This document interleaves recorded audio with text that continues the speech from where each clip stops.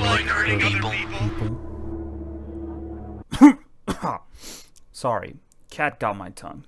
But you're not off the hook. We know what you've been doing. You can't run forever. Trust me. We're all looking for you. Consider this a manhunt. He said it! He said it! Welcome to the first episode of Fourhead's Nightmare Before Christmas. I'll be trying to upload a new review of horror games a lot for December. I was trying to do this every week of December, but I got lazy and sad. Like and subscribe if you want to hold me accountable to my actual promises. Manhunt is a 2003 game from Rockstar. You know them as the company behind the very famous Grand Theft Auto game series. And funny enough, this game, despite being a total divorce from their usual genre of open world action comedy, is a stealth action horror game. And you know what? It's also set in the same universe. Ain't that something? You play as James Earl Cash. Besides having a name that sounds like he's the hero of a country song from the Wild West, he's on death row. For what, and did he really do it? We'll never know, and it doesn't really matter. What matters is that you're not dying, at least not yet, because congratulations, you're a movie star. Of snuff. That's tough, but don't worry, it isn't your fault. Mostly. You're basically being forced to kill people in very creative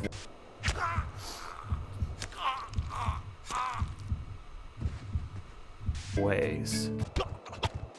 All the while being praised by a fat Discord moderator directing you. I think even if you have a praise kink, this guy would give you the heebie-jeebies. That was one killer shot. Attaboy. Oh, nice, Cash. Nice. Oh, man, that was good. Oh, yeah. That's the stuff. God, yeah! Yeah! Yeah! Come on, Cash. This isn't how it works. Get out there and kill someone. This is making really dull viewing. Let's see some action. The game is mostly stealth and some shootout sections thrown in. The level design feels both stylistic and well designed, where even if you've never played a stealth game in your life, I bet you could have an okay time being a little creep in the dark, waiting with a knife. We go from many places, like the city to a mental asylum to a giant mansion, while facing many gangs like generic gangsters, racist religious zealots, what happens to kids getting rejected from JROTC, cops, dudes who listen to bands called Infant Annihilator because they think it makes them cool, and fancier cops.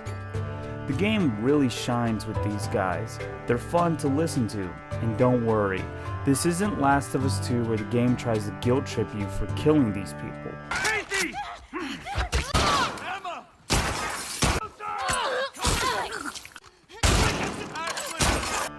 These are Rockstar gangs. They're mean, cartoonishly evil, and hilariously offensive. You gonna hide all night, half-breed? Come on out, you dumb, filthy half-breed! Which is why it's satisfying to use anything you can find in the levels, from plastic bags to baseball bats to even crowbars and stuff like that, to force the papers to write very creative obituaries. Kyle Masterson, age 29, was a resident of Carcer City and a quiet yet supportive member of his community. Although having a troubled life, Kyle served his community by helping with events like soup kitchens, secret Santas, and organizing school field trips. He suffered an unfortunate accident in a construction site where his head collided with a blunt object 28 times and then was suddenly assaulted by a rogue pack of industrial males. He is survived by his mother, father, and 2 younger siblings. As for the stealth, the game's pretty good considering it's from 2003. Enemies can be easily led away from friends using sounds either from you hitting the wall or throwing a brick or a bottle somewhere. They follow typical patrol routes, and you can pick up bodies to hide them in shadows, although you won't face any score penalties if enemies find a dead body or two. At least I think you don't. Is it as bad as Elder Scrolls' What was that? Someone there? Must have been the wind. Never should have come here. Sometimes. You can hide in shadows, use sound lures to safely lure enemies towards you, and while you're in the shade, enemies won't see you unless they actively chase you into there to beat your ass. You can stare at a motherfucker, really study his eyes for your sketchbook later from a foot away, and they won't ever know you're there. It didn't take away from the experience for me, but it did feel silly sometimes when I know in real life people would definitely see this bald-headed fuck in the shadows, especially in a city with hella light pollution. But who cares? Cash's kills are so money. Moving from shadow to shadow, practically being a one-man counter army to an entire city and its freaks just feels too good. Although there were mechanics in the stealth that I found myself not really using, like kicking trash cans or picking up bodies to hide them.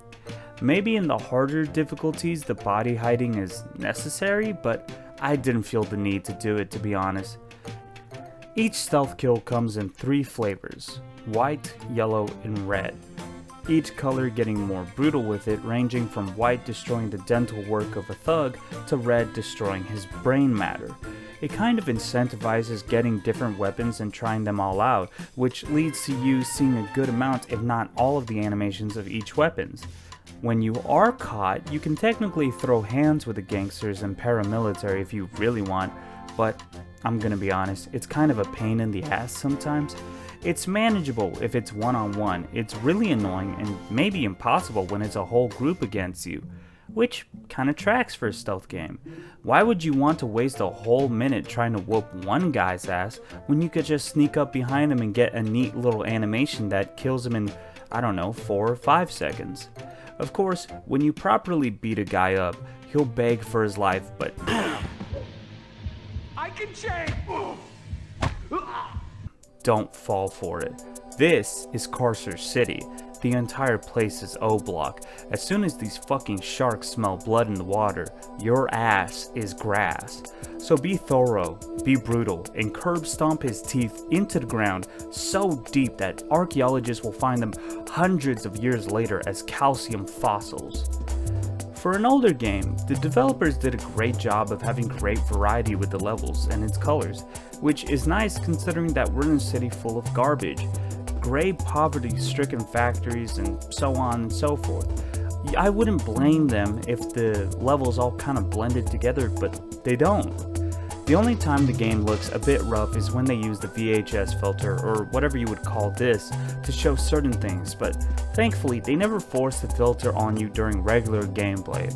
Only during kill animations, story events, or whenever the director's talking to you and pointing something out. Another complaint that's less on the game but more for emulation, yes I emulated this, is that some things like a crane not working or lens flare lights being too damn bright will sometimes get in your way. However, using a modern version of my emulator and looking up some fixes on Google worked for this though, in case you run into the same issues. There's also boss battles in the game, but it really only feels like there's one in the form of, spoiler warning, Pigsy, where you gotta sneak around him and get hits in while trying to avoid getting carved like a turkey by a naked fat guy. If I had a nickel for when I played a horror game and saw a dick, I would have 2 nickels, which isn't a lot.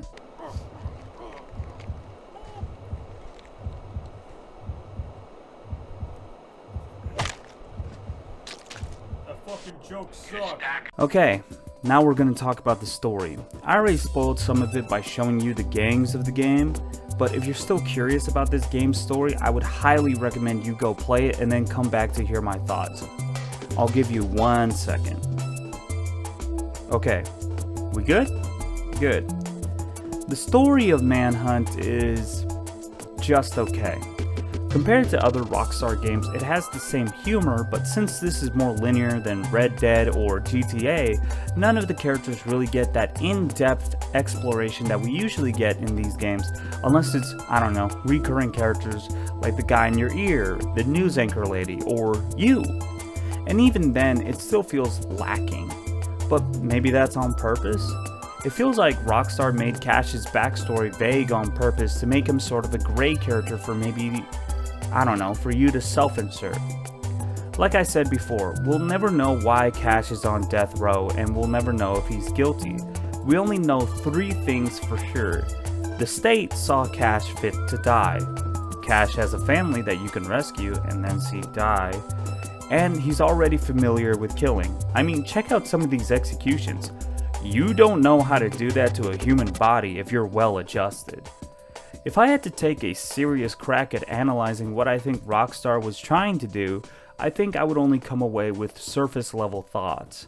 But hey, maybe Manhunt isn't supposed to be super deep, just make you get super deep into thinking about life in America where the game is set. Now, it's not like every city in America is Carcer City, Vice City, Los Santos, whatever, but America as a whole is sometimes represented and then accurately, in my opinion, criticized in Rockstar games. I think Manhunt America shows off the USA as a capitalistic hellscape where people will do horrible things for money, not caring who they work with or for, like racists, religious zealot cults, degenerates, and the mentally deranged. Between 2003 and now? Sadly, I would argue that USA still has those problems. But also, I think the game's story tries to make a commentary on violence being used as entertainment. Obviously, in movies, as we're being directed by a violent has-been named Starkweather, and executions look like they're being videotaped for the snuff films. But also, I think Rockstar is trying to criticize violence in video games because we're being forced to kill all these people in brutal ways for a multitude of reasons. For Cash, it's self-defense and being forced to do so. Kind of a good reason. For us, the player, it's more shallow and indefensible. We want to get a good score and we want to see the rest of the game, the rest of the story. If you think way too hard about it, it's kind of making you think about how we as a society are okay with watching horrible things happen if we're being entertained, profiting from it, or if we're sufficiently distracted by it. If you get too deep into it like I am, you might end up as Pigsy, being reduced to an animal with no sense of morality or even no sense of humanity. Or you'll end up as Starkweather, who still knows of morality but picks and chooses what's okay to him and what's not. Like, for example, Starkweather will hate the races. These skins are boring me, dumbass supremacist bastards, always blaming others for their inadequacies. Butcher them, Cash. Cut them up, beat them down, and choke the fucking life out of them. We love that for him. But we don't love how he'll happily employ the war dogs who kill people just for the fuck of it. He'll keep a man chained up in his basement and feed him human meat. And let's not forget, he's super cool with killing Cash's family, including women amongst the men, just to piss Cash off for the drama. Overall, I think Manhunt is trying to show you an environment full of overly violent happenings and saying, yeah, have fun, this is a video game. But also, remember that if you enjoy this too much, you're kinda just as bad as the guys you're killing. I mean, the standard difficulty in the game is called Fetish, so I think it's obvious what it's trying to do, but that's at least my takeaway from it. Maybe that's why this game inspired another game like Hotline Miami. I might review that in the future, who knows. Manhunt as a whole is a wonderful game. It's got its own unique style, a great soundtrack, unique to each level, which I didn't know until I was researching stuff for this script. It's got wonderful character designs, and while the stealth might not be mind-blowing, it's still enjoyable enough for me to happily do for the whole of my playthrough. It's a shame that there's cut content that didn't make it to the full game. Like, there's a boss character that's a regular hobo until he puts on a mask, becoming super violent. Or my personal loss for a whole faction named the Clowns being removed. I fucking love clowns, but it's whatever. The game's still good. I would recommend for you to go play it, even if you got spoiled by my whole recounting of the story here. Thanks for watching. If you enjoyed the video, remember to like, subscribe, and maybe comment something if you feel like it. Recently, I've started streaming on Twitch at twitch.tv/Fourheadweapon, super easy to remember. I'm also reading a manga to review on my second channel, Quota Reviews. Those links are in the description if you want to check those out. My name is Fourhead, my friends call me Katamari, and you can call me whatever you want. And remember, even though the world is violent, you can always choose to be the bigger person. Nah, fuck all that, be petty. Mata ne.